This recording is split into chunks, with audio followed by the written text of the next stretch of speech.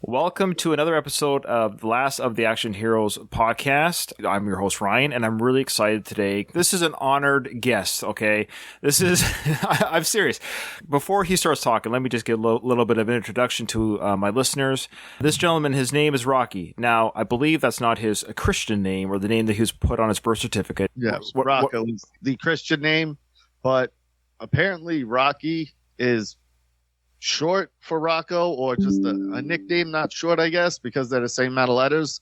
But I've always been Rocky. My name's Rocco, but everybody my whole life has been calling me Rocky. Awesome. Okay. You heard his voice. Now, this guy, he is the main host of a show called the SuperUgly Show. When I first started listening to these guys, it was, I don't know how I found them. It was on YouTube, and then they went to Russo's Brand Network, and they started doing an audio feed on that network, which I kind of appreciated because I'm a podcast listener on my iTunes. And then Russo's Brand went to this paywall thing where it's hard to find them. Maybe, Rocky, you can talk about that later if you want. But these guys make me truly laugh. I've been listening to them for 5 years on their channel. I love your show, the SuperUgly Show. Okay, so everyone, welcome to the show, Rocky from the SuperUgly Show. Well, thank you for that wonderful introduction. Yeah, but as far as Russo goes, we're on it, but not for much longer because, well, as you know, we're going to be stopping the show, not permanently, but just kind of to revamp and re-energize, recharge, and not taking it in a different direction, but just better it. You know, like we feel like it could be better. And after all these years, it's become very redundant for me, especially when it's just me and Rich. When it's just me and Rich, I love Richie, don't get me wrong. I could talk to him all day. But when it's week after week after week of just me and him, it starts becoming just almost like reactionary. You know, just like, this is what I'm going to say. I know how he's going to react. And it becomes, you know, monotonous almost. As far as the brand goes, we've always been free on the brand. Even when they have the paywall stuff, they have certain things that are free. And we were always a part of that. As of now, I don't know even what goes on with the brand because he has this channel attitude thing, but then russosbrand.com is still a thing. So I don't even know where to get the shows as far as the brand goes in general. Like, I don't know where to send people. It's really weird for us because we've been on the brand 5 years, 6 years. You wouldn't even know we're there, you know, unless we tell you we're there or if you just happen to stumble upon it. It is what it is. We love the brand. We love Vince. He's always given us an opportunity when honestly he shouldn't. I mean, who the fuck are we that he should even be like, hey, I'll at least put you on the website. Yeah. So the brand is our home. We love Vince. We love being a part of it. Like I said, we gotta change things up a little. I really think the most important thing is getting a permanent third guy in there. He won't be me and Richie as far as the show goes. Like if the show ever got picked up or it became big, he wouldn't be an equal partner. You know, because we've already dug the foundation in this thing. But we need somebody who can be there every week and just be a third ear, a third mouth. Because, again, me and Richie, sometimes he'll just be very quick to answer or give me a one-word answer. And then I'll be like, all right, well, there goes that topic because you gave me nothing, Rich. So, you know. But when you have a third person, you can look over them and go, well, what do you think? And they can either, A, continue to shit on Richie with me, or B, give me something to work with. That's our main thing, I think, really, is that we need a permanent third guy. Like when John's there, it's great, but John's unreliable. Pat was amazing, but Pat, he's young, he's still living life, so you can't really count on him to be there every Tuesday. And then just trying to get people to podcast in general, because a lot of people are very just shy. And I don't get that because, for one, no one's really hearing it. For two, once you start, like our first show, I was nervous for the first 2 minutes, but once you go, you immediately lose all that because you just forget about it, honestly. You just start doing your show and talking about shit and everything as far as like who's listening, do I sound stupid, all that shit just goes out the window almost immediately. But people don't understand that. That's what kind of sucks because I have a bunch of people that I always want to bring in that I've begged to do the show, and they just won't. Some people don't want to do it.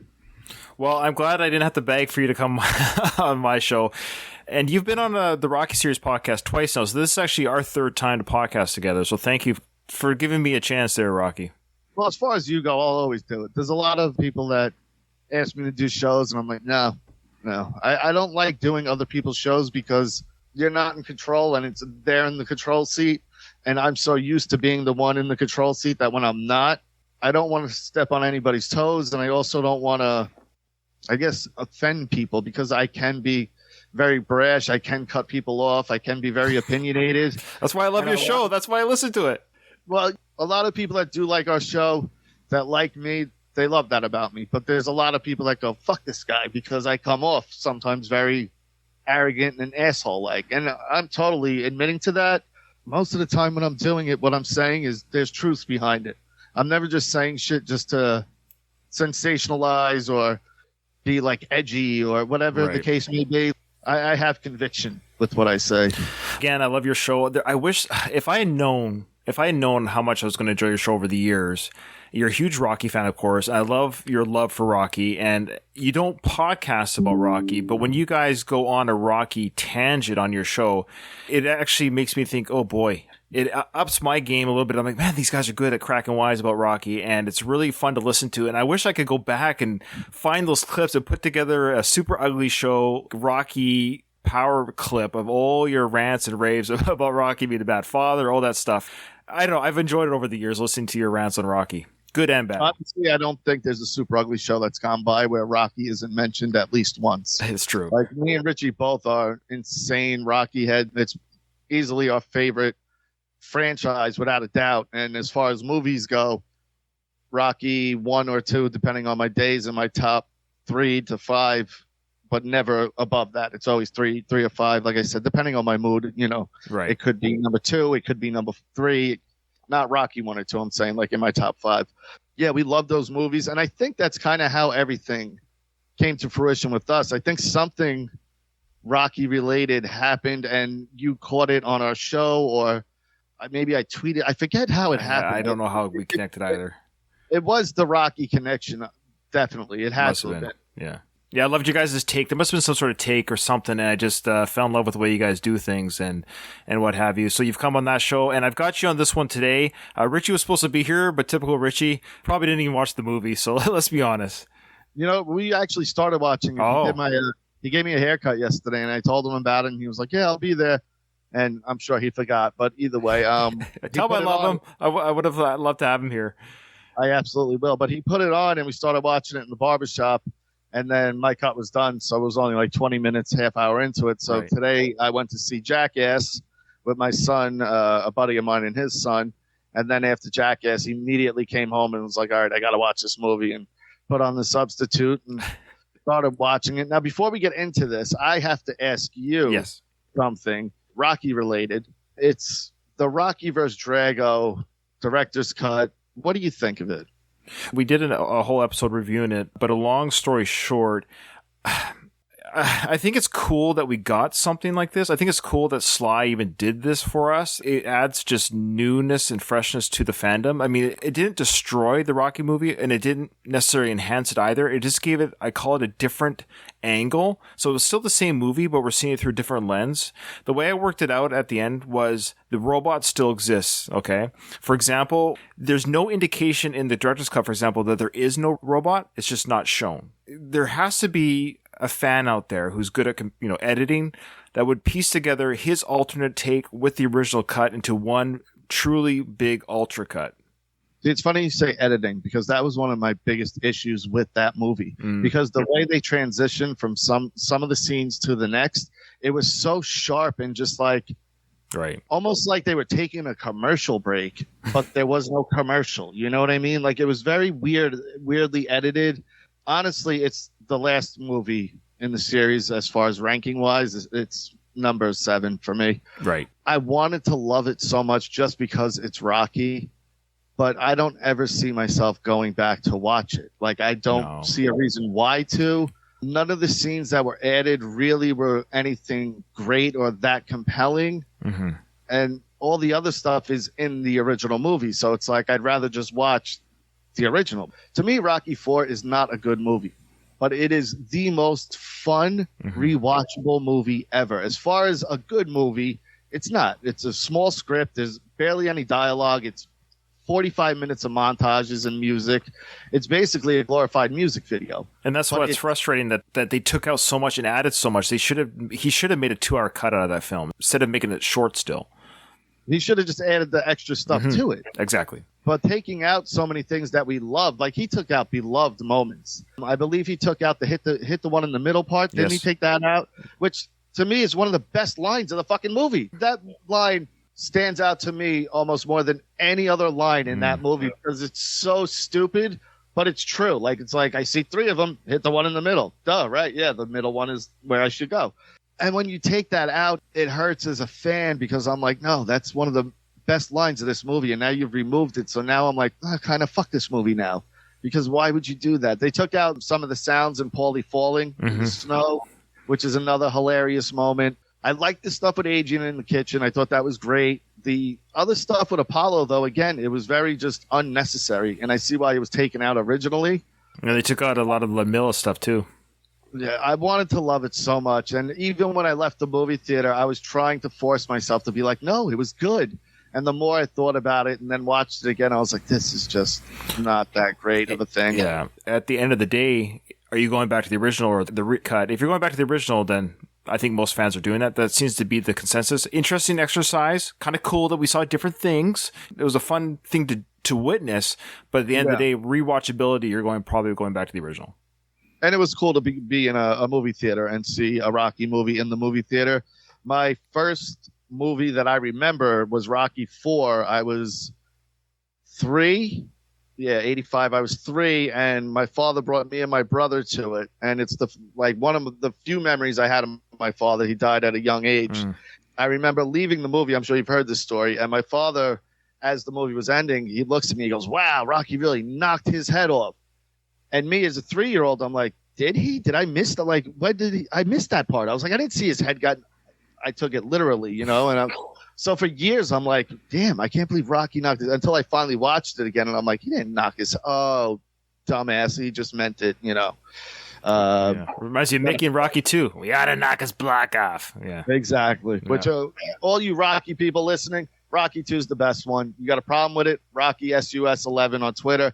Come at me. It's the best fucking Rocky movie there is. I always tag you there, Rocky. Anytime someone on Twitter says the Rocky 2 is the best, I make sure you're in on that discussion to get the support. So, yeah. All right. Well, so you watched The Substitute. This is, here we go. Thanks everyone for not enduring, but listening to that. I mean, Rocky and myself, of course, are huge Sly Rocky fans, and I knew we were going to have to do a little bit of Rocky talk. It goes without saying. But The Substitute is today's discussion. This is a 1996 film starring Tom Berenger. So what's your relationship with Tom Berenger as an actor? He's always Jake Taylor, no matter what. When Tom Berenger gets brought up, which is almost never, because why would he? Jake Taylor immediately pops in my head. Major League. It's not his best film because Platoon is. Yeah, Platoon is he was perfect in that role in Platoon. One of my favorite scenes of all time is the Platoon scene when everybody's in the bunker and they don't know he's there, and he's drinking the Jack Daniels. And then he comes in and he does his whole speech, and then the part with Taylor where he cuts him. That scene right there is phenomenal. It is one of my favorite scenes. I think it's so well acted. Everybody around him is on pins and needles because they're like, he heard us. Not only did he hear us, but now what is he going to do? And you got this young kid who's essentially a rookie in the Army, and he's now stirring all this shit with the head guy. Like, he's the Sergeant Barnes. He runs shit. But Charlie Sheen Taylor, he has Elias on his side. But even the relationship between Elias and Barnes is so good because you have literally complete opposite ends of the spectrum. Elias is more of like a hippie, peace-loving, anything we can do where people don't get hurt, let's do that. Where Barnes is slit throats, shoot people, and ask questions. Don't even ask questions. Just keep it moving and just do what we got to do. But that movie is just so good. It's one of my favorite movies, especially as far as war movies. I think it's probably my top war movie. But then Major League, again with Charlie Sheen. Yeah, right. I grew up on that movie. It was one of those movies that was just always around in the late 80s, early 90s. It was always on TV. It just seemed to always be in my line of sight. I've seen Major League. It's got to be 40, 50 times easily. It was just one of those movies that, we always watched. We'd always go back to it. And again, he's awesome in it. But when you watch him in that, you kind of go, oh, this is who he is in everything. You know, like he really doesn't have much range. He's kind of like Kevin Costner, where he's just Tom Berenger in every role. Sure. And yeah, I mean, people have made careers out of that. Even our beloved Sly in many ways, or Arnold. I mean, you kind of are who you are, what you present on screen. Very few people can be DiCaprio, Brad Pitt, or Tom Hardy. Sly tried things. He failed miserably at but them. He tried. But he tried, like he was a villain in Spy Kids. King Shark, though, in Suicide Squad, even though he's just a voice, that was completely something different for him. And it was arguably the best part of that movie. Yeah, agreed. So Berenger won a Golden Globe for Best Supporting Actor for Platoon, and he was also nominated for an Academy Award. You know who he lost to? For 86, no, I don't know who he lost to for that. Platoon was 86? Yeah, it was 86, yeah. Wow, really? I thought it was a little bit later than that. Then it's 7 years later, he was in the movie Sliver. Oh my God, I forgot all about that with Sharon Stone, right? Yeah, and William Baldwin. And he was... Was he the cop, I guess? I forget his role. He was nominated for Golden Raspberry 7 years later. I think that movie was god-awful. And it was the follow-up to Basic Instinct, so it was... It was another type of... Yeah, it was written by Joe Esterhaus, who wrote Basic Instinct, so it's another sexy thriller, Sharon Stone naked in the tub type stuff. Yeah, exactly. Which that movie... Don Amici won for Cocoon that year. Okay. Yeah, that's 86. Well, would it be the 87 awards, though, if it came out in 86? If it was 86, it would have been the 87 awards, yes. All right, yeah, it was the 87. Willem Dafoe was a supporting actor nominee, and Berenger. They both were. See? That's what I mean. That movie is so good. And it won Best Picture. Platoon won Best Picture that year, I believe. And Oliver Stone won Best Director. Yeah. Yeah. Who won, though, for best supporting actor? Because honestly, Barnes, like I said, it's one of my favorite roles of all time. It's like one of those roles, like you ever see True Romance? Of course. You know how like Gary Oldman or Dennis Hopper and Christopher Walken, classic scene. They're only in one scenes, but they basically steal that movie. Yep. All right, here we go. So the winner nominees: Dennis Hopper, Hoosiers, Room with a View, and Michael Caine, Hannah and His Sisters. Well, who won though? You don't say who won. All right, whatever. Who cares? It was probably Michael Caine. Either way. Yeah, Berenger will always be Jake Taylor, though. I absolutely love Major League. It's a hilarious movie, and it's very quotable. And like I said, it was one of those nostalgic, I grew up with it type of movies. So my Tom Berenger journey is a little bit just like yours. I've seen Major League, of course. I've seen both 1 and 2. I don't have any recollection of them. I've seen them a couple times, like basically when they came out. I'm not a big baseball guy in general, let alone baseball films. So I did see them.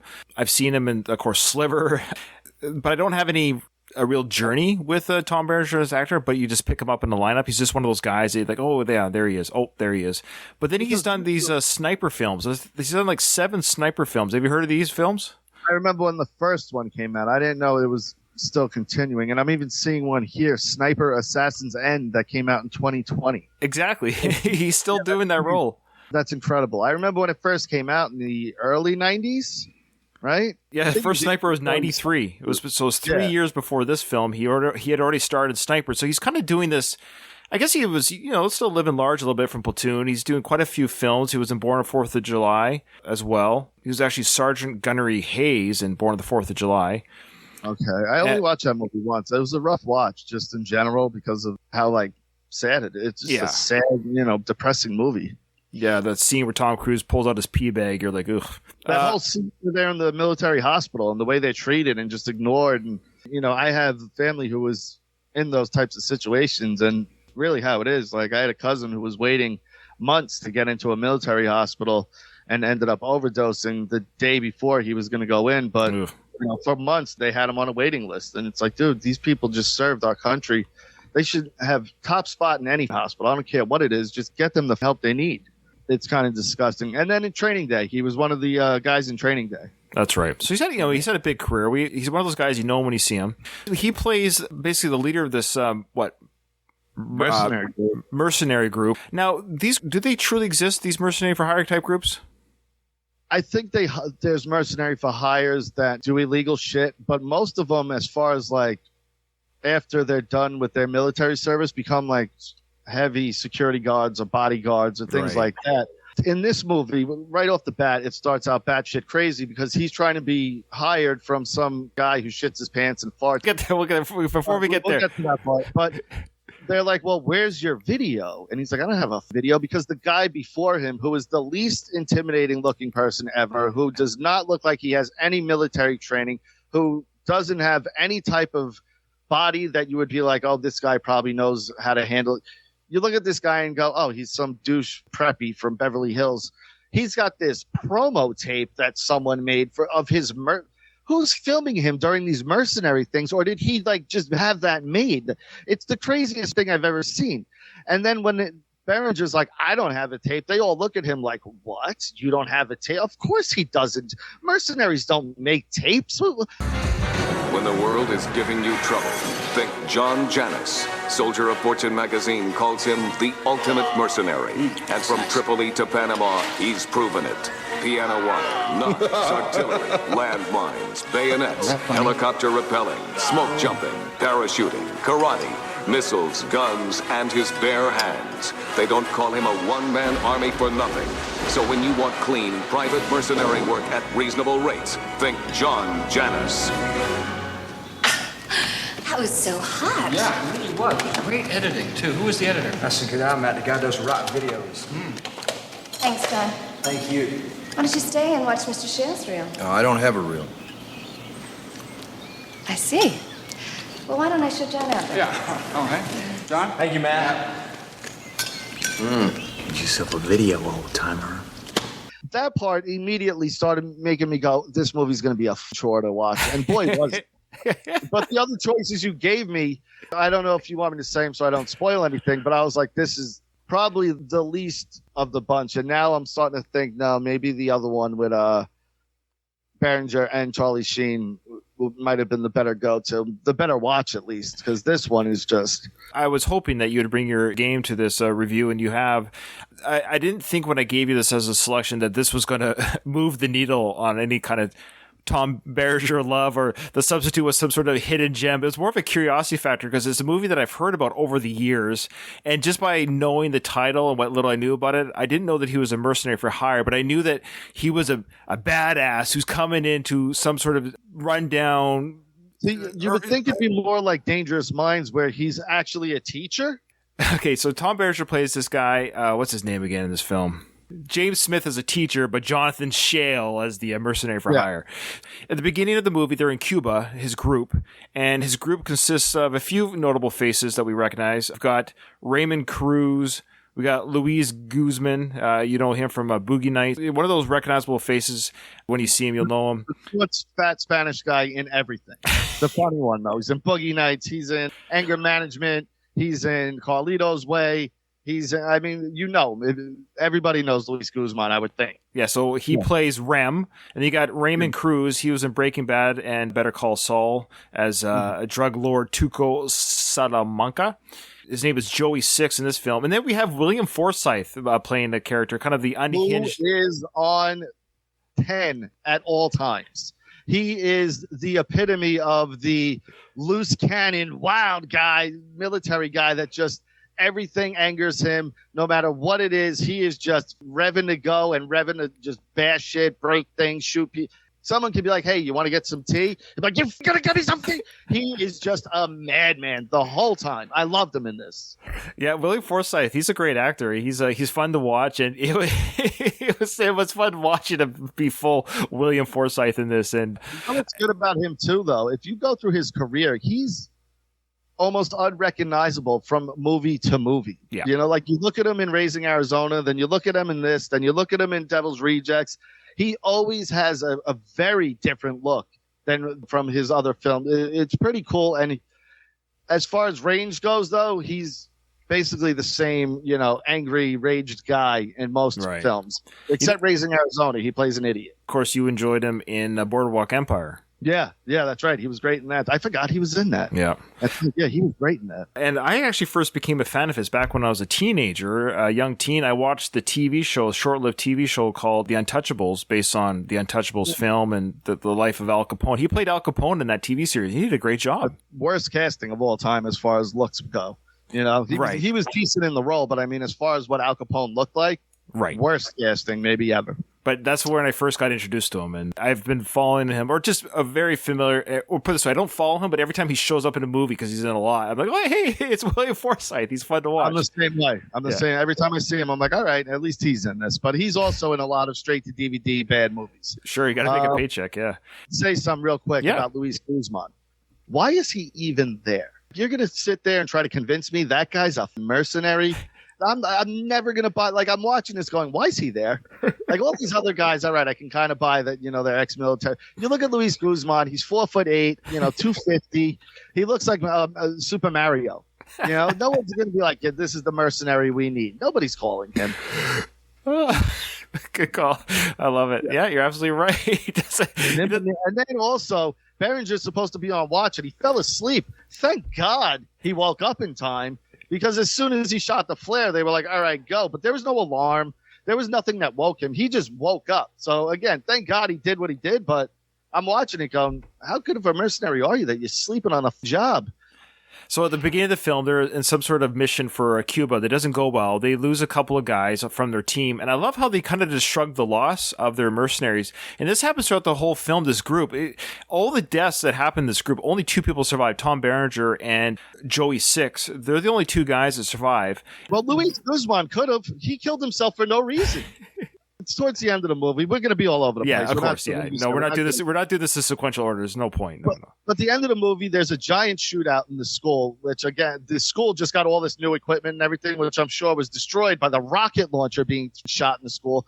But Luis Guzman's on the roof, and this guy comes over to him, a villain, and points a gun at him, I guess, to check if he's dead. And he turns over seemingly unharmed, not like, this is for you, like one of those, like, I'm shot and about to die. He's like, hey, this is for you, ha-ha, like kind of very energetic, and has a grenade in his hand and blows both of them up. But I'm watching that going, he probably could have survived if he didn't blow himself up. He didn't seem that injured. He didn't seem in pain at all, really. I'm watching and go, why did he do that? How did he assume that his injury was fatal? Like, why did he automatically assume that this gunshot, I'm dying? Why not give yourself a chance to be healed and saved? Because he played dead, so the guy turns him over to shoot him. That's when he could have had his own gun in his own hand, so when he gets turned over, he just blows the other guy away. Exactly. And like I said, his energy and his body mannerisms were not of somebody who was deathly wounded. It was someone of, I got hit in the leg, or, I got a shoulder shot. It was something to that effect, not I'm going to die in a few seconds. He said boom. I think he said boom. It was one of those, lines of like, this is for you, boom type. It was so just bad. Yeah. The Cuban mission goes wrong. The U.S. military basically just owns them as a unit. Say, no, you guys are done with us. They're not getting hired anymore. They all go back their separate way. I guess they all live in the same area. So even though they're hired mercenaries, I guess we're led to believe that they all live in the geographical area. Because you're military and everyone you're stationed with lives around the corner, right? Well, I just thought because they're mercenaries for hire, I didn't think they'd all always just be geographically around each other. That's all. Seems very convenient for me. Yeah. Yeah, keep going, because there was something I do want to get to that they don't really explain at all in the movie. They kind of do, but they don't. He has a girlfriend / fiance. Because it acts like she's his sister. He gives her a noogie at one point. Yeah. When they get back from the hospital, he says something to her and then goes, you, and gives her a noogie, like something you would do to your sister or your niece. Their relationship is so weird. And then finally, towards the end, they were like, it was an on and off again thing. But throughout the movie, you're going, I don't know if they're brother or sister or what, because there is no sexual tension between these two at all. Agreed. The movie does a horrible job of explaining the relationship. You're absolutely right. They could have been brother, sister, cousins, friends. It doesn't matter until there was a off-screen love scene. Anyways, this girl, her name is Jane. She's a school teacher at this inner city Columbus High School. And there's a big gang problem at the school, and she's one of the few teachers that stands up to the gang and says, hey, man, you are a bad person. She doesn't like the main leader. He's a leader of a gang called the Kings of Destruction, KOD. Yeah, KOD. From what I could tell, though, the extent of her being involved in it is like, hey, break up this fight, and pretty much, I don't like you. Like, there was no, like, I'm going to call the cops and get you taken down. None of that. It was just, I don't like you. I think you're a dick, basically. She tried to break up a fight. What is it with you? You determined to be OT'd? What? What, I'm standing here. You always hassling. Why don't you keep walking? I am not hassling you, Mr. Lockus. I'm speaking to you because you're an intelligent man, because you're a leader. I need you to look at me for 2 minutes, Juan. I've heard the speeches, Jen. I don't make speeches. I'm speaking to you with respect as a person. Yeah, well, you're no person to me, bitch, right? So back off. Because if you don't... If I don't, what? Wish you did. And because of that, the head gangster goes, we are doing everything in our power to kill this woman. These guys are hard as nails because what do they do when they want to intimidate someone? They put gum on your lock on your door. Don't put them because they will put gum on your door. Was that what it was? I thought it was cement or clay that dried. She got through it either way. So either way, she got through it, yeah. Either way, it was ineffective for one, but for two, that's the best you can. And then there's a guy behind her just hopping his car with hydraulics as if that's going to be intimidating. I'm like, what kind of gangsters are these? This isn't intimidating. You put gum on a girl's lock and you're bouncing a car and there's 15 of you for one, 90-pound, 4'8" teacher. You're supposed to be the hardest dudes in Dade County, no less. If you know Dade County in Miami, it's where Kimbo Slice came from. It's where Jorge Masvidal came from. It's one of the worst counties and cities in the United States, like as far as gang violence and drugs and all that shit. It's hard as nails there, which, in this film, though, they don't have a police force at all. There's not one single cop that shows up. There's not one single second of police presence throughout this entire film, whether there's a shootout at a school, there's shootouts in apartment buildings, bodies are being thrown out of windows. The cops just don't care at all. We learn near the end, though, the principal has bought off the local police. They're in his pocket to leave the school alone. So he has free reign to do what he needs to do at the school. But then he goes to call the police earlier, if you remember. When the first body gets thrown out the window, he calls the cops and goes, I need someone here. And then more bodies start going out. And he's like, never mind, which I didn't understand that either. Like, why is more bodies are going out? And you're like, all right, never mind, please. And that was literally the only time you've ever heard any mention of police from anybody. Good guys, bad guys, it didn't matter. Well, since we're talking about him, he's Principal Claude Rollet. Rollet? Was that how they pronounce his name? You mean Warden Glynn? It's Ernie Hudson. Yes, and he will always be Warden Glynn to me from Oz. My favorite character of his. Oh, he was on Oz. I've actually never seen Oz. I didn't realize he was in Oz. You got to watch Oz. It's a little dated now because it was HBO's first drama. They were really trying to be edgy with it. Some of the acting is questionable, but it's a fun show. I loved it. And he was in every season. I don't want to say anything. I don't think he left until the end of it. But, most people know him as Winston from Ghostbusters, or you might know him from The Crow. He was, Detective Albrecht. Yeah, yes. He's a good guy, good actor. If you can believe it, he's already like 76. And he looks great, though. Like, if you see him still today, he looks phenomenal. Oh, wow. Good for him. He plays the corrupt principal who used to be a police officer. Now he is a drug dealer, kind of a ringleader of the school who helps. Basically, the school, correct me if I'm wrong, Rocky, the school is a through zone for drugs. So the drugs come from the harbor, and they then bust the drugs through or to the school, and they distribute it. It looks like through the cafeteria there that they, because they had a bus and everything where they were doing their meeting. But the school itself is more set up like a prison. Can you explain the school? Now, where are you from? You don't mind saying where you're from? I'm from Long Island. Do schools look like this in the States? Schools in America will have metal detectors because there's a lot of school shootings and, gang violence. But I've never seen one completely fenced around with barbed wire. Like, that's the first. That just doesn't happen because now you're treating them like inmates. This is supposed to be a learning center, and they're being held captive like inmates. It's like if you try to escape, you're going to have to go through razor wire. So, no, I've never seen razor wire. But metal detectors, clear backpacks are a thing in some schools. Yeah, no razor wire. And the way the gangs show up to school is amazing to me, too. And show up to class every day on time. Yes, that's what I was going to ask you. So these guys are so badass. They're so criminally involved, yet they don't miss any classes. Never a day. Like, he's like, I'm not going to do anything here, but I'm showing up to school every day, which I'm looking at it going, why are any of these kids in this school? Because they all seem like none of them want to be there. They all seem like they're either going to end up dead or on the corner selling drugs. So what the fuck are they wasting their time at school? That, to me, was the biggest farce of the whole movie. that I'm supposed to believe that most of these kids even showed up to school. Yeah, I was thinking the same thing. They're gangbangers and they're criminals. They've been shot at. They're part of shootings. They're doing the shootings. Yeah, they are not missing a history class. They have that one scene where everybody starts bragging about their being shot in the in class, and literally every kid stands up like, I've been shot here. I've been shot. Even the girls start standing up. It's crazy. Well, let's talk about who's the leader, Rocky. Who's the leader of the Kings of Destruction? Don't forget this guy. Someone who is very intimidating to the eye, that if I seen him, I would be like, watch out for this guy because he seems like a problem. Mark Anthony, J-Lo's ex-husband and notorious romance singer. If you know Mark Anthony, he's built like Screech, if I could pick somebody. So, I think Screech is bigger.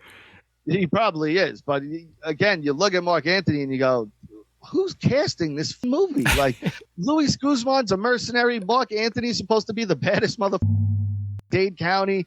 I don't get it. And he's playing a high schooler. You know how old he was in this film? Oh, that was the other thing I was going to say. What grade are these kids in? Because they all look like they're 25 to 30 years old, but they can't be seniors. They can't be. Well, you could argue they've just failed 10 times. That could be true, but eventually you're getting kicked out. Mark Anthony looks no younger than 25. He's 28 in real life in this film. So how good am I? The black kid that gets tied up, that kid looks like he's, again, 25 to 30 years old. He's got grandkids at this point. Yeah. That was another thing that I love, too. This school, they can't afford football equipment. They can't afford VCRs for the classroom. They can't afford tubas for the music program, which, he steals money from drug dealers and supplies all these things. And there's no chaos or riot. He just goes, hey, all this shit is out front. Go have at it. And everybody in orderly fashion, for some reason, in the school that needs razor wire around it, is able to nitpick from these things. But are you talking about the goodie giveaway? Remember when he stole the money from the drug dealers? Yeah, that was a good scene. So yeah, there's a scene in the movie there for our listeners who probably aren't going to watch this film where Tom Berenger's group of mercenaries, they basically, if you haven't figured out already, we should say the girlfriend, basically she gets attacked while she's on a jog by a gangbanger, this big Native American with a club or a stick. Like a broomstick. And what was that girl's legs made out of? Graham crackers? Like she got hit with I'm not kidding. Go and watch that scene. It's a broomstick. It's not a baseball bat. It's a fucking broomstick. And this girl goes down like she was hit with a lead pipe. It is the most ridiculous. And then has to spend days in the hospital. Not, here's a cast. All right, get out. You broke your leg. Days. He says you're going to be here for a couple days. A couple days for a leg injury? Yeah, it should be in and out. Get the cast, go home. Yeah, there was no surgery needed. There wasn't bone sticking out. There was no mending back. It was place it, put the cast on, get the out of here. But she had to stay there for days, which conveniently gave this guy days to be a substitute with zero credentials. Yeah, so there you go, folks. So he wants to investigate the attack because he's pretty certain that, well, according to her, she's like, I think this attack was a hit from the Kings of Destruction from the school. And, a hit because she doesn't like him. Again, there was no animosity thrown his way from her other than, I know you're a scumbag and I don't like you. That was pretty much it. Well, you could argue there, Rockies, because that's how bad they are. These are how badass these guys are, that they will take you out just for standing up to them. That's how dangerous these guys are. Well, they do. They take out the black guy with the dreads who is in Speed and South Central. Glenn Plummer? That's it, Glenn Plummer. They take him out again for essentially the same reason, but in school. And the security guards, the principal, if you notice, this was a nice little touch, also holds his gun sidearm. To remind you that. Well, this was the 90s. This is the shoot the gun sideways era. But wasn't he a police officer? he was. No police officers shooting sideways. They know you're not going to hit your target. No, but he's a gangster now. Now that he's a gangster, that's the rules. That's the rule. You got to change it now. You can't be part of us unless you shoot sideways. Yeah, they just kill at will. Like I said, there's no police ever anywhere, no matter what you do as far as noise goes. Say the school, like I said, that's basically the poorest school I've ever seen in my life. Has enough funding for a full-time daycare, though, for the younger students who have children. I've never heard of a school having a daycare to begin with. I was going to ask you, again, you're in the States. Maybe have you ever seen that, a full-on daycare for teenage pregnancies? That is not a thing. They have schools where pregnant girls will go to. Okay. but not, schools where we'll watch your kid for you while you're at school. I've never heard of that. That's batshit crazy as well. Okay, so now Tom Berenger's character, Jonathan Shale, he's now going to substitute for his girlfriend / fiance / sister, we're not too sure, to get to the bottom of who this gang is. And of course, Juan Lacas, who is played by Mark Anthony, he is actually in this history class. This is your typical, what's that movie, Dangerous Minds moment here, where you've got the Great White Hope, Tom Berenger. He's able to, even though at the beginning he comes off tough, he shows his male dominance over the students, puts some fear into them. I'm in charge of this class. I'm the warrior chief. I'm the merciless god of anything that stirs in my universe. You fuck with me, and you will suffer my wrath. Gets a little bit of respect and fear from the gang, but then students start listening to him, and he starts sharing his actual history of Vietnam because he was there, and they actually start listening, and they relate with his war battle with their street battles, war in the jungle, war in the streets type stuff. Then he actually gets through them. You notice that, how by day 2 or 3... Day 2. Day 1, they treat him like shit. He gets hit with the can. Day 2, they throw the can. He catches it this time because the first day it hits him in the back and he just ignores it. This time he catches it, empty can, throws it back at the kid, and puts a wound on this kid's head as if he was hit with like a discus, from an empty aluminum can. Like the kid has a substantial wound on his head from it. Well, that's how strong he is. That's how strong. This guy's a mercenary, man. You don't mess with this guy. Well, he has ninja stars as well for no reason. It's not explained ever, but towards the end, he throws ninja stars at one guy. So I love that, too. I was like, where the f did he get ninja stars from? But, of course, he has them. But, yeah, day 2, he immediately gets the kids on his side, every single one of them except for Mark Anthony, which there's a moment where I think we're supposed to feel bad for Mark Anthony because it turns out he doesn't know how to spell. Because when he spells I'm sorry, he spells it S-O-R-E-Y. And no one corrects him, though. The teacher doesn't even correct him. But I felt like they were trying to have like that moment of like, oh. Yeah, he can't read and write, yeah. He can't read or write, poor him. 2 things here. Either everyone's so afraid of Mark Anthony's character that they're not going to say anything, but I find it funny that these guys rag on each other for everything that not one student said, hey, moron, you spelled sorry wrong in the background. Exactly. Well, that's how terrifying he is. That no one would dare, point out a mistake that he made, because if you do, he might put gum on your lock. And we all know how annoying that could be. The kid starts rapping out of nowhere in the classroom, which I think impresses the teacher, but I'm not really sure. What's your name? I'm Jerome, dog. 16-inch wolf from Opalaka, straight from the bottom. Who up there, kid? Opalaka, never drop her. Time on my peoples. Keep it real, cause it's sleeping.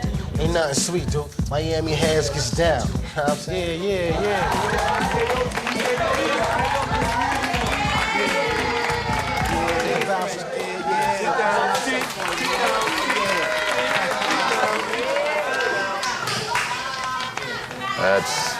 That's real special, Jerome. You do listen to rap. I don't actually, so I wasn't able to really comment on the rapping abilities. Rocky, what would you give that rap song a score of? Oh no, that's terrible. You could tell some like white guy who thinks he knows rap wrote that and was like, this is gonna kill it in this scene. Was that better than Eminem and 8 Mile or no? Oh yeah, by miles. I mean, it made Eminem look like Vanilla Ice. It was just I recorded it just off of the TV and I was putting it in my car and just playing that verse over and over again. Man, you're probably you're the envy of every car stopped next to you, I tell you. People pull up next to me and they go, hey, what is that? And I go, it's the freestyle from The Substitute. Cop that shit. Yeah. The freestyle from The Substitute. Yeah, that's fire. Yeah. That's never happened. You've literally have said something that has never been said in the world's history. That's the freestyle for The Substitute. Oh, that's good. But I even quote, like in an instant, all the kids comply because he just comes in angry the next day. And they he didn't relate to them in any way until after, he went in there like a maniac, slamming things and breaking kids' hands and throwing things. He's assaulting children, essentially. These are children. Even though they don't look like it, he's in there assaulting children. And the principal's okay with it. He's like, we don't do that anymore, but he looks the other way with it. And then... yeah, he's broken open a kid's forehead and he's broken another kid's wrist. His response was it was self-defense. Yeah. And then the principal, to show how badass he is, takes his ass paddle, that principals will have, the old paddle that teachers and, hazing in college, they use those paddles. He takes it, holds it in front of him, and punches through it. Don't know why. It seemed like that paddle had some kind of importance. He just wanted to, swing his dick in front of Berenger and be like, look how badass I am. Do you remember what he said after he broke the board in half? I don't. I tried to listen, but there was stuff going on, and I was like, I'm not rewinding again. After the principal broke that board in front of Tom Berenger, he says, power perceived. It's power achieved. That's right. And for anyone out there who knows what it's like to punch through a board, not that difficult. Unless you're holding it with one hand out in front of you and no one else is holding it. Because if he punched it, it would have went back. You know what I mean? Like the force of the punch wouldn't have broke the wood because both ends weren't being held. Well, that just shows you how strong the principal is, that he's able to hold that board so sturdy that he can break it at the same time. Yeah. But you're right. Yeah. If you push on the board, your hand's going to move forward. That's holding the board. You're absolutely right. Good catch. Past the board without it breaking. It's just going to, like a swinging door. So after this second day of school, like you're saying, he finds out, of course, that Wallachus is the leader of the Kings of Destruction. So now he's hired his mercenary group to help him out at the school to get to the bottom of this drug distribution within the school. It's a heist. It's more of a, because they plan on taking the money. Right. They say that. They go, at least we'll make some money out of this. All of a sudden, it becomes a heist movie. Like, wait a sec. I thought this was going to be like Dangerous Minds where, some of the students are trying to kill him and some of them are on his side. And in the end, he gets the bad guys and all the students that were bad, but now, see the light, will get that. And he went on to be a doctor and that sort of thing. But no, this becomes a heist movie. Well, yeah, they do interrupt a drug deal. It was a $500,000 deal, which is quite a bit of cocaine. No, $500,000 worth of cocaine. I would assume so. Yeah. Yeah. I mean, honestly, I don't know. Yeah, I don't know either. I don't know the going rate on cocaine. I don't want to incriminate you there, Rocky. They take the cash and the drugs from this deal. I love how the mercenary group, they just cold-hearted to shoot those two drug dealers. Those two guys on the boat. No questions asked. They just shoot them. No warning, no nothing. He literally just went up on them and got their attention so they could see him, make sure that I'm the one killing you. But there was no, give me your shit. There was no, hey, hands up. It was just, here I am, boom, boom, boom, boom. And again, no police showing up where he had enough time to get into a full-on fist fight with the big guy. And his buddy's like, hey, no ninja shit. Not fair, Shale. None of that goddamn ninja horse shit.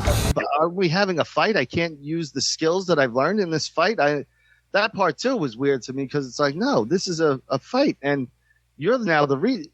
Because Forsythe shows up and seems like he's selling them out. Yeah, that's right. It looked like he was... The only reason why he was there was to make sure it was a fair fight between Berenger and the big guy. Tom Berenger's character was so strong and powerful that Forsythe's character was like, hey, man, you can't just take him out with the ninja stuff. You got to just, just hand-to-hand combat, normal punching, no ninja stuff. Yeah, which, again, was very odd to me because in a fight, you should be able to use whatever... Your life's on the line. Use whatever you got to do to stay alive. Yeah. But one thing also, if you watch the fights in this movie, it's almost as if they're filmed in slow motion. They're so slow and the punches are so slow. You watch Berenger throw these kicks and he can't get them high, so they're always chest level, but he never lands them. He doesn't land. I think he lands one kick on the beach, but the guy was bent over.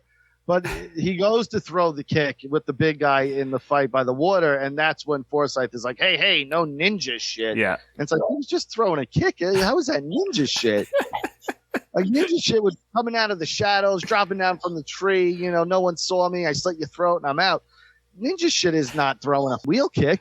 I think he just thinks anything that's not punching is some ancient Asian fighting style. You could tell he's probably a sick racist to Forsythe's character. He doesn't seem like he's he was kind of like he was really mistreating that Native American at the end there, saying he was going to scalp him and stuff. You hear that, Johnny? As soon as Shield gets here, I'm gonna scalp you, mother.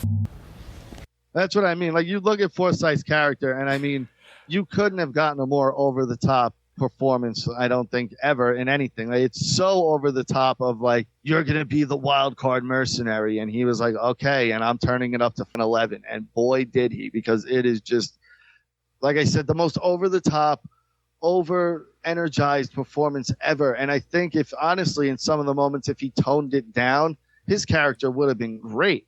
Yeah. It's just he was so eccentric that you're like, I can't even take this guy seriously. Like there's a news report on, and he loses his mind over a news report and kicks the TV. And the one guy's like, dude, I was watching that. Why don't you just change the channel? He's like, take the TV. I want to. And everyone's like, all right, here he goes again. You know who he reminded me of? I think Stallone must have been a fan of this movie because he patterned Dolph Lundgren's character from The Expendables after this character. Oh, yeah. Yeah. It's, again, another fantastic performance. Dolph's always, great. That loose cannon blonde hair guy. This Dolph Lundgren, he might have watched The Substitute to channel William Forsythe's character. You know what else made me laugh, too? When he goes to intimidate the little wormy guy that farts and shits his pants. Which we didn't talk about that. Yeah, talk about that scene. So that was kind of the beginning, but yeah. When they're reviewing Mercenaries, this couple that's reviewing Mercenaries for a job, his wife leaves, and this guy lets out the biggest fart ever in film history, and he goes, a lot of fiber. Oh, God, that's better. I've been holding that for 20 minutes waiting for her to leave. Thank you for sharing. 10 grams of fiber every morning. Flushes all the toxins right out of your system. It's great. Regularity is the key. You want some? No, thanks. I flushed this morning. And you're like, why the would they have that part? Like, was that necessary? It was loud. That was so loud, and it was like, are we watching an Adam Sandler film? What happened here? It was like, why did... But there's one part of like, here's a fart joke in this movie that literally has zero humor in it otherwise. And then the guy shits his pants when Berenger's like, yeah, I'm not doing your job, and he tries to get in his face, and the guy shits his pants. And I always wondered how guys like that make it as far as they do in the criminal underworld. Right. Because he's such a worm. I'm sure he has like math skills or something. But either way, like, you could find a guy for that. Like, and this guy was such a wormy shithead that you would be like, this guy wouldn't have lasted all this time, decades in this criminal organization, it seems. Well, this was played by a guy named Cliff DeYoung. You probably recognize him. He's one of those guys. He kind of plays the same type of squirrely, creepy, weird guy in all of his television and film. He's always like a dirty lawyer or a dirty banker or something like that. But Berenger goes to see him at this game he's playing. I forget the game it's called. It's where you have those weird July Eye or something. What's it called? Where you fire those balls out of those weird. They almost look like big ass fingernails. You ever see girls with long fingernails? Imagine that on your arm. That's what it looks like. And you whip the balls out. He starts attacking Berenger with those. And again, Berenger's a mercenary, and you go, and this is your attack on a mercenary? You're going to lob some balls at him? Like, really? I wish, though, like, that would have been the end of the movie. Like, that was the guy to take Berenger out, and they would just, he killed him with these balls. He hit him a lot with them, and that was it. But there's a part, if you look at it, when he goes to throw with the ball, it falls out of the thing, but then they cut to the next shot of Berenger, and you see the ball whipped at him. I was like, they didn't catch that in editing. And there was another bad spot in the apartment when Berenger comes in with the big box. The first guy he shoots, when you watch, you could see a cable pull him back through the whole. I mean, it's 100% visible. Like, it's the most obvious cable I've ever seen in my life. Great job on the editing to the people of The Substitute also. I love it. In the police shootout, I forget who it was, but they were fighting in a classroom and someone gets shot. Oh, it was Berenger when he was hiding in the corner. He killed the other mercenary with the tape. When he shoots him, though, the guy seemingly very gently hits the chalkboard that falls into a million pieces. Like, I don't know if you've ever been around a school chalkboard, but hey, man, I'm old. Remember? Come on, I was around with those chalkboards. Yeah, they're very sturdy. It broke like porcelain. Yeah, it literally broke like a Ritz cracker. Like if you threw a baseball at a Ritz cracker, that's how it broke. It was the craziest thing. I looked it down. I was like, again, why was that there? It was unnecessary. No one's like, wow, he really shot him because the chalkboard broke also. They had all these moments in this movie where you're going, no need for that. The fart. Oh, God, that's better. You know, the thing breaking, the hydraulics of the car. It's like they just had the hydraulic car on set, or someone had the car and they're like, throw it in the movie. It was just a weird movie that made no sense. And then they had the big shootout at the end. So it was actually hired mercenaries attacking these guys that are mercenaries. I think it was hired mercenaries that were attacked, not cops. Yeah. It was other mercenaries, but not good ones because they got taken out very easily. Well, there were some casualties. Let's give this film some credit. Tom Berenger's group lost more people, and I love how at the end they lost everyone on their team except for him and one other guy, Johnny Six, and they acted like it was just another day at work, losing their friends. Well, to them it is. When you're a merc, Oh, maybe bodies are being blown away every day. So you get used to that sort of thing.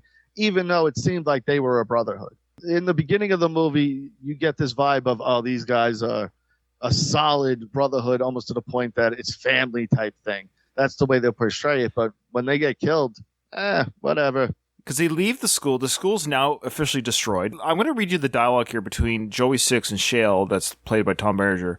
They've just had major deaths. There's bodies everywhere. They've lost team members, and now they're acting like this is the end of a romantic comedy or buddy-buddy show. Let's get out of here. The cops have got great response time. What did it take them, 3 hours? Roy said they were on his payroll. What do you expect? It's definitely time to relocate. Yeah. It's too bad we had to fuck up the school. I feel bad for the kids tomorrow, man. They'll be okay. At least it's their school again. Yeah. Where the hell are we gonna go, man? How's LA sound? Like more palm trees. I hear the schools out there have a major drug problem. No more schools, man. Forget it. You can teach PE. PE? Oh, what? I look retarded? Okay, math. Fuck that. Then cue the credits. Isn't that hilarious? No indication about the fiance. Is she a part of the story or nothing? Or what's going on here? Again, I don't know their relationship. Their relationship is honestly one of the weirdest, most non-explained relationships in film. She was just there as the cause for the movie, but even that made no sense because, again, she didn't do anything that warranted a hit to be put out on her in broad daylight on a very busy beach, might I add, too. It's not like they followed her in the garage, which you would have thought that would be the place to get her. Nope. Broad daylight on like a Saturday afternoon on the most popular beach in Florida county that they're in. And this guy decides now's the time to do this. But luckily, no matter where she goes, Berenger's 2 seconds behind her whenever she's in danger. Thank God, because he steps in, 2 or 3 times, I think, to save her right at the right moment. We'll say when she was attacked at the beginning of the film by that big guy, I didn't feel very hopeful about Berenger's fighting abilities. He got his ass kicked.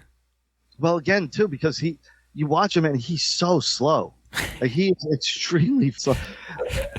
Berenger was 47 in this film, by the way.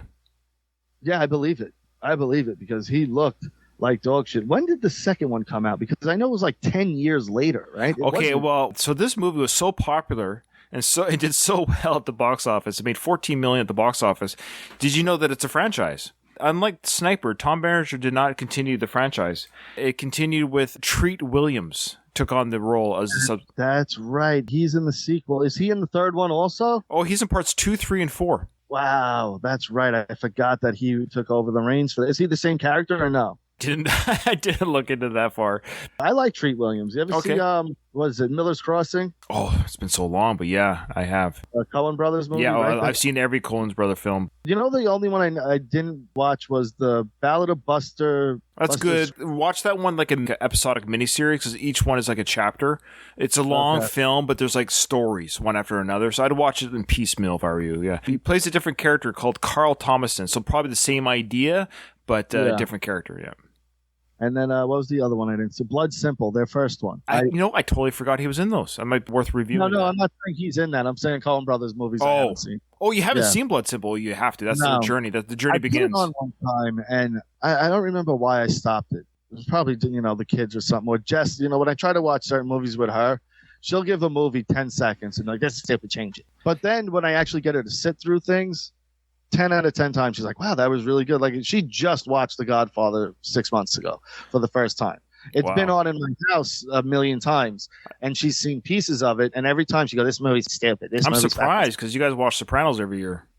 Well, that was my thing with her. So I was like, all right, I'll never ask you again. Sit down one time, watch Godfather beginning to end. Within 20 minutes, she's on the edge of the couch, elbows on her knees, glued to the TV. And I'm just looking, smiling. And about an hour and a half later, I look over, I go, it's pretty good, isn't it? She goes, shut up. I was like, yeah, that's what I thought. Like, sit there and tell me The Godfather's not good. When people do that, like Richie's one of those people. He tells me he's watched it.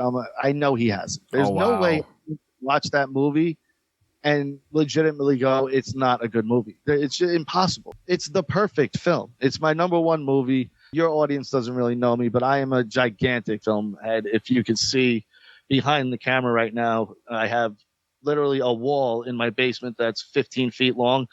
That is 2 gigantic bookshelf type things that I made for the walls, filled with DVDs and Blu-rays. There's over like 1,500 store-bought, no bootleg movies down here. And I can't imagine anybody with a brain in their head saying The Godfather's not good if you've actually watched it. No, it's a universally acclaimed for a reason as one of the greatest films, if not the greatest film to ever be made. Yeah, The Godfather 1 and 2, those together are just incredible 2 films of all time. Absolutely. The 2, she didn't care for that much. Oh, really? Wow. I prefer 2 over 1, but there's a lot of subtitles and a lot of old New York 1920. I love that stuff. I love that stuff. I do too, but it's not for everyone, so I can understand. And it's 2 very different stories that you're jumping back and forth to, so it can get a little confusing also.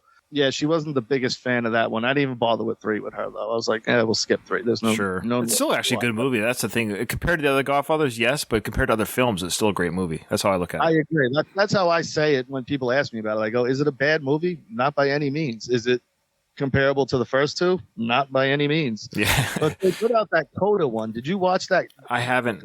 He didn't, me neither. I was good at, but I was like, if it's not good, I'm going to be annoyed. I wasted 3.5 hours again watching part 3. So, well, before we close, do you want to plug Jessica? How people can see her? Well, she has an OnlyFans. If you like looking at naked girls, go to Red Sexy on OnlyFans and subscribe. Look, your wife is beautiful. We all know that. She's gorgeous. And I've been a fan of your show for years. So, of course, I've seen her, and I loved the show you guys did together, Unfiltered Marriage. It's too bad it's not on anymore. So, of course, I know what Jessica looks like. She's very attractive, very voluptuous up top. When I heard that she was doing an OnlyFans, like, gosh dang it, why am I married? Because I would... I don't think I could justify with my wife becoming that. But to all you guys out there, support Jessica. Tell her, hey, it's prep work for the podcast. Rocky's coming on, and, I want to learn everything I can about him. Josh, is he an OnlyFans member? Do you know? He hates us. I know he does, but come on, he's wanted to see those puppies for. I'm sure he is. You know what it is? You don't know who the people are that are subscribers. Oh, okay. Because they have their own screen names, and then there's nothing to indicate where they're from, who they are. It's just a made up. How's it billed? Does it say Ryan is a member of Coffee Flavor of the Month, or? I think it says OnlyFans. I know. It's a joke. Yeah. But yeah, get pretty racy on there. Good for you for supporting that. And truly, she is worth every penny. I'm telling you right now, guys, if you saw Jessica, let me just say, I would pay money, but I can't. I just can't. I occasionally get involved too. So. Oh, there you go. Wow. There you go. Yeah, it's very explicit, sometimes. Of course, we got my Twitter, RockySU11. Go there. Follow me. I tweet sometimes. I'm more on Instagram, which if you go to ROK6611, I do Instagram more probably than Twitter. Twitter's more of just reading and getting news really for me. Yeah. And then, of course, Super Ugly Show, YouTube. Not the Super Ugly Show, just Super Ugly Show on YouTube. Subscribe, hit the bell. We got a few more shows left until we stop for a little bit. We're going to stop at 300, and I think we're at 298 now. Yeah. Next one will be 298. So we got 3 more. Hopefully for 300, we're going to get some surprises in. With 200, I had Opie on from Opie and Anthony. If you don't know who that is, just search Opie and Anthony on YouTube. Listen to clips. You'll absolutely laugh your ass off. We had Vince on that night. I think there was people here too, Orlando, John. Yeah. But it was a good time on 200. So 300 should be good. And it's kind of going to be not a farewell, but we'll see in a bit. Yeah, we'll see in the future type thing. Well, I can't wait till you guys come back on. I'll be there. I've listened to everything you guys have done the last 5 years, so I'm a supporter of your channel, and I know it can be hard as a very independent podcaster myself. I understand the grind is real. One might feel that they should get more than what they're getting, and not that. Like, no, I feel that way 1,000,000%. Yeah, I know, and you guys really should. You're one of the funniest podcasts I listen to. Honestly, you're one of like 3 shows I look forward to listening to and laughing with. I love Richie's inability to understand the universe around him. I don't get it. I don't understand. He lives in his own world. You'll say stuff. It's like, how does he not know XYZ? It makes me laugh, though. I wouldn't change his it. Memory too over the past. I'm not kidding. Over the past 2 years has turned into mush. Like I look at him and go, Rich, we've had a lengthy discussion about this, and he'll be like, I don't know what you're talking about. I'm like, holy shit, dude. It worries me about my big friend. He's a giant. For the people who don't know him, he worries me sick. He doesn't take care of himself health wise. And I love him to death. And I'm like, one of these days I'm going to get a call that he just dropped dead from a heart attack. I do. You know, he's a big dude, and if you don't take care of yourself, big guys like him don't last. That's true. I truly love you guys. Tell Richie that I'm sad I didn't get to chat with him. I have before, but I understand it. But he's a good guy. He's loved. And you Honestly, guys... it's Saturday and he's got the barbershop. I'm sure he didn't even think about it, but he's probably still cutting hair right now. That's fair. That's fair. All good, brother. Thank you so much, Rocky, for coming on. It was truly a pleasure, and I hope we get to talk again. Absolutely. The pleasure was all mine, buddy. Yes, we will do this again. Even when I stop, if you want to hit me up and do a show, I'm not stopping doing everything. If someone calls up and is like, hey, you want to hop on? If I like you enough, I'll do it. I appreciate that. I think I will, because boy, you were firing today, and it makes my job easier. You did take over, which I love. That's why I invited you on. I didn't want anything different than what I got from you today. Well, thank you, brother. And if I do start going too hard, you're accepted in my world enough where you can go, hey, shut the fuck up for a second, and I won't take offense. Okay, I'll try that next time. All right, brother. All right. Have a good night, okay? All right, you too. Take it easy, my man. Bye-bye. Bye.